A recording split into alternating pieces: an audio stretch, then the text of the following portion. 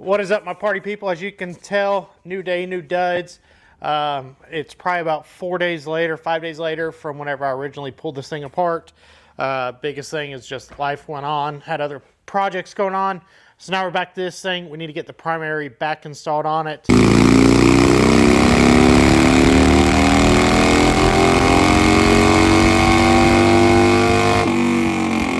First things first is I'm going to go through and I'm going to clean up all my threads going all the way around. Clean up all the mating surfaces that I got. Before I got the bike, all of these seals, so like this seal, the seal behind this, and the seal behind this, all those were replaced recently. So I'm not going to pull all that back off and replace all those seals. There's just no point. They're not leaking. So I'm just going to roll the dice on it and hopefully I don't have to take it back apart. No, my luck I will. So we'll get to going on that. Go through, like I said a second ago, I'm going to clean out all my threads. So I'll just run a chaser in there, chase it, and then blow them all out. So that way whenever we put Loctite on there, it goes back in fresh and good versus shitty.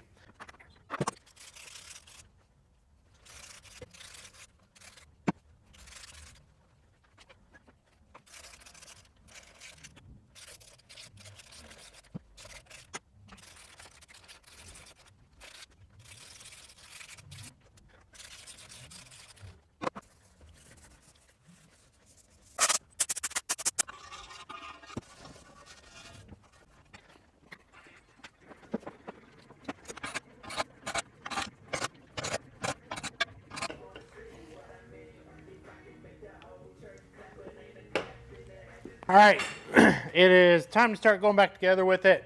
I always say buy once, cry once. You can buy cheaper gaskets or build sets or whatever. Save yourself the hassle and just go ahead and get a good brand, Cometic. I've used their gaskets on multiple things and never had any issues with it. So go with Cometic. If you need it, I'll have a link in the description where you guys can buy them. All right, so there is a little bit of prep work that is going to go into getting the crankcase or the primary case back on. You've got to set up this gasket that's going to go onto the engine block. But then also, these are the sealing bolts is what they call them. And as if you look inside, you can see where there's like a little seal, so we're going to have to swap those seals out, put fresh ones in. It came in our kit, and then we're going to set up this gasket. There's little dowels that we're going to have to set into the gasket itself, so that way it kind of presses into the block. Let's get into it. Now, here's the little dowel pins that I was talking about, and then it goes into this gasket. You've got your dowel holes right here. And if you look, I don't know if the camera's going to pick it up, but it's actually inset in. Then this has like a little shoulder on it right there. So you're going to press this into that inset to where the shoulder sets all the way in and it's flush. Like so. And bam, just like that. And then these are going to go into the dowel pin holes. Like so.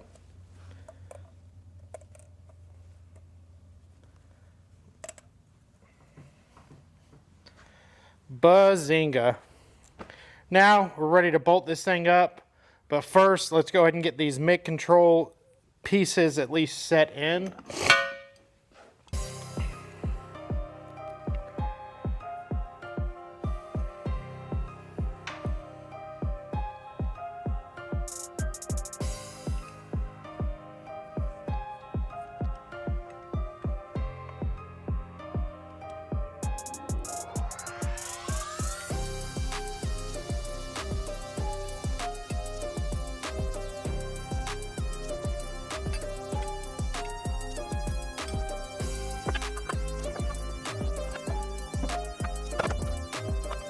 And bazinga, just like that, we got it somewhat lined up. Biggest thing is you just want to make sure that you clearance this out properly when you're going all back together, making sure everything's kind of lined up and ready to go.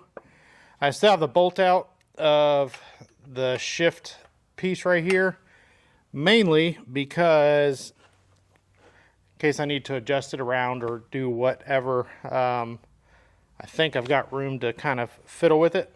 All right, so now we're into putting in the mounting bolts, or the sealing bolts. There's 5 of them, 1, 2, 3, 4, 5.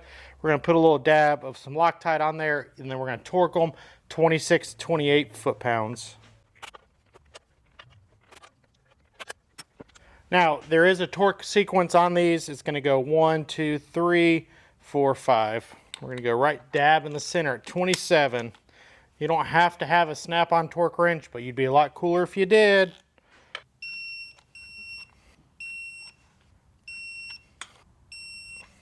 Just like that, you got an inner primary back in. Yeah, boy. It's already starting to look like a Dyna again. Mid controls, forward controls are trash. Just kidding, guys, calm down.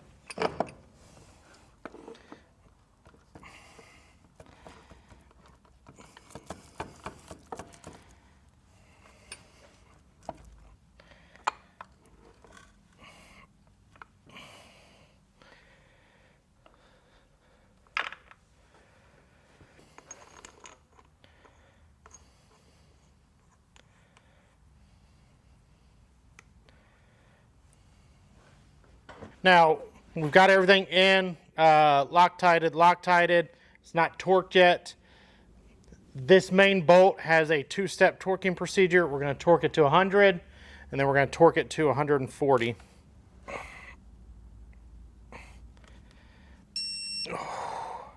Now, after we've done the 100, we need to back it off. There we go. Now, we are going to torque it to 140. Holy shit. 139.6. What the heck? Whew. Forgot to eat my Wheaties this morning. Jeez. Now, the clutch mounting nut, not the nut that we're going to set, or the bolt that we set the tension with on the clutch, or preload, whatever you want to call it, but the actual mounting nut is 70 to 80, so we're going to go to 75. And a reminder that this is reverse thread. Now it's time to get our tensioner installed. Yeah, boy.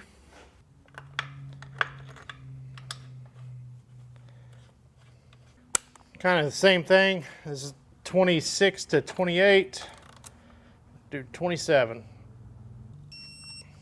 Now that we've got the compensator and main gear back in, the clutch basket and all that fun stuff back in, and then we have the tensioner in, the next thing we're going to mess with is I'm going to go ahead and set up the clutch before I go all back together. Go and get the clutch set up. The way we have to do this is I've got to loosen up my clutch cable to where it's completely backed out and loose. And then from there, I'm going to come in here and I'll set my preload.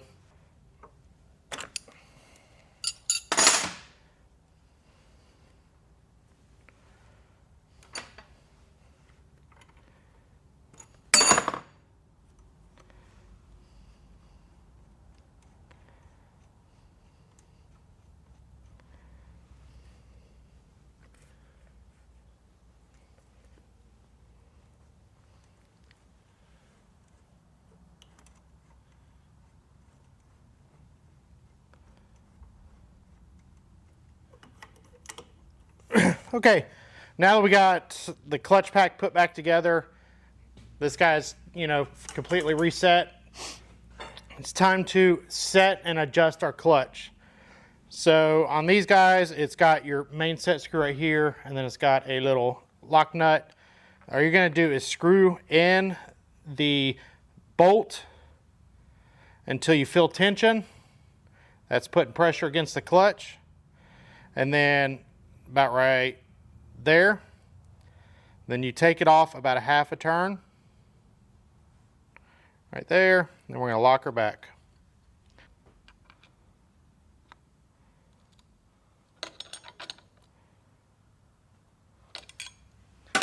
Now that we have that set and I've got it kind of tight, now we're going to do our final torque, 110 inch-pounds.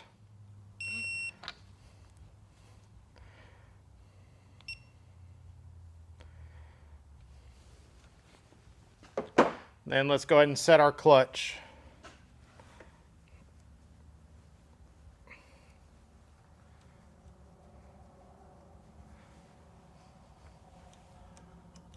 Once you set it, you want on your clutch lever about 1/8 of an inch of play on the clutch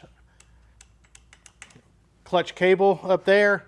Once you have that set, you can reset your jam nut.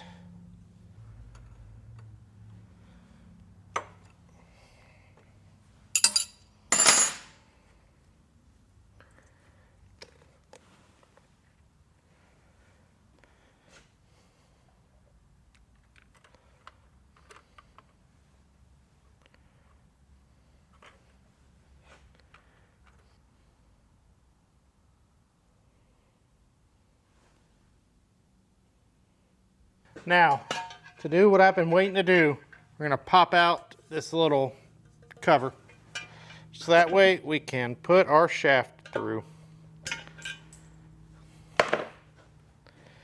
Yeah, boy!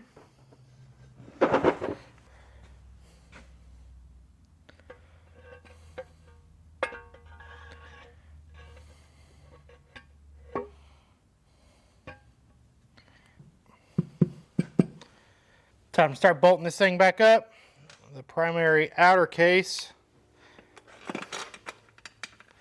You have 4 long bolts which go up here in the front, because these go all the way through the inner primary case into the engine block. And then you've got all of the shorter ones that go everywhere else. Now, time to come back through and torque to 12 foot-pounds. You go in a sequence: 1, 2, 3, 4, 5, 6, 7, 8, 9, 10, 11, 12.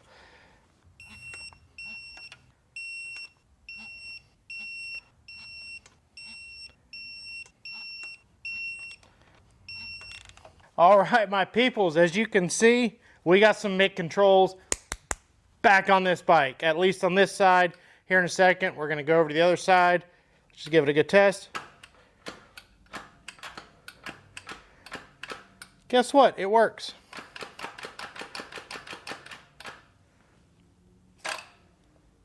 Oh yeah, I'm excited. Next stop, we're going to flip over to the other side. We're going to pull the braking components off for the fork control brakes and get set up on throwing the MIG control brakes on it. I was excited. I'm so excited. As you guys can see, we're now on the other side. We're going to get rid of this bullshit right here and drop it back down to the MIG control setup. We do need to pull this one off so that way we can throw the brake arm on. This peg bracket or peg mount does have the pin for the brakes to go into, so I'm excited about that. Lucky for us, this side is just going to be a whole lot easier to mess with. All we're doing is pulling the brake arm off, this peg mount off, the brake lever or rod, connecting rod off. We'll get the other brake arm on, and we'll go from there.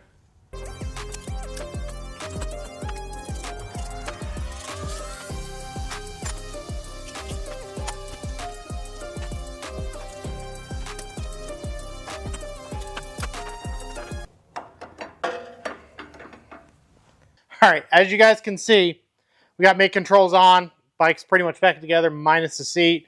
I understand that I was kind of starting this, and then now all of a sudden it's done. I had some stuff come up. I had to turn the camera off, and then one thing led to another.